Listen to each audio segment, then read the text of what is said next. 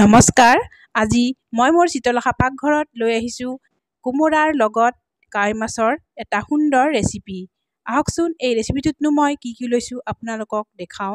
এয়া লৈছোঁ মই এটা ডাঙৰকৈ মিহি কৰি লোৱা পেঁয়াজ আৰু আদা নহৰুৰ পেষ্ট অলপ লৈছোঁ, কেঁচা জলকীয়া দুটা, শুকান জলকীয়া দুটা আৰু এটা তেজপাত লৈছোঁ আৰু ডাঙৰকৈ কাটি লোৱা এটা আলু আৰু মই কোমোৰাখিনি এনেকৈ কাটি লৈছোঁ।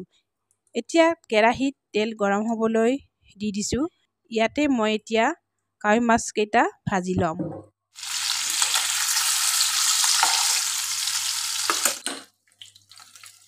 এনেদৰে মই মাছকেইটা ভাজি ল'লোঁ।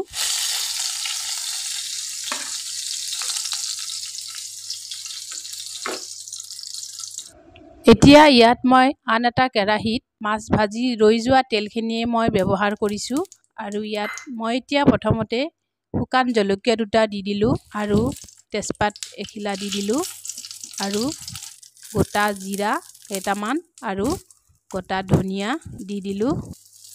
ইয়াত মই এতিয়া কাটি লোৱা পিঁয়াজখিনি ইয়াত দি দিম। পিঁয়াজখিনি এতিয়া অলপ মই ৰঙচুৱাকৈ ভাজি ল'ম। এইখিনি ভাজা হোৱাৰ পিছত মই ইয়াত আলুখিনি দি দিলোঁ। আলুখিনি এনেদৰে অলপ ভাজি ল'ম। আলুখিনি ভাজি লোৱাৰ পিছত ইয়াত মই এতিয়া নিমখ আন্দাজমতে আৰু হালধি আন্দাজমতে দি দিলোঁ। এইখিনি অলপ ভালদৰে ভাজি লোৱাৰ পিছত ইয়াত মই এতিয়া নহৰু বটাখিনি দি দিলোঁ। এইখিনিও অলপ ভাজি লোৱাৰ পিছত ইয়াত মই এতিয়া কোমোৰাখিনি দি দিলোঁ। ইয়াত কোমোৰাখিনি দিয়া হোৱাৰ পিছত মই এইখিনি অলপ ভালদৰে মিহলি কৰি ভাজি ল'ম। এইখিনি মই ভালদৰে ভাজি লোৱাৰ পিছত এতিয়া অলপ সময়ৰ কাৰণে ঢাকনিখন দি দিম। এতিয়া মই ইয়াত ঢাকনিখন গুচাই আধা চামুচ জিৰাৰ গুড়ি আৰু আদা পেষ্টখিনি ইয়াত মই দি দিলোঁ আৰু এইখিনি মই অলপ ভাজি লৈ ল'ম।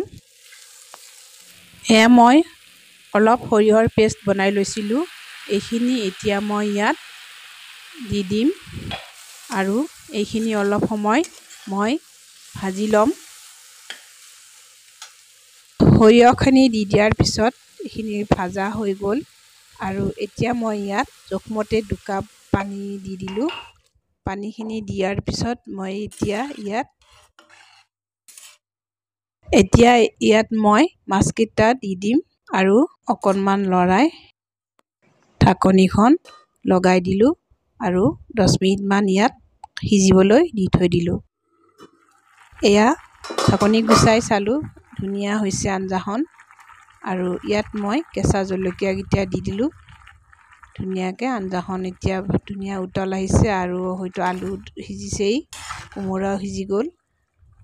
গতিকে এইখিনি মই অলপমান জোলকৈ বনাইছোঁ। আপোনালোকে যদি ইয়াতকৈ কম পানী ৰাখিব পাৰে। মোৰ এতিয়া আঞ্জাখন ধুনীয়াকৈ হৈ গ'ল। এতিয়া এয়া মই সুন্দৰকৈ ছাৰ্ভ কৰি লৈছোঁ কাৱৈ মাছ আৰু কোমোৰাৰ আঞ্জা।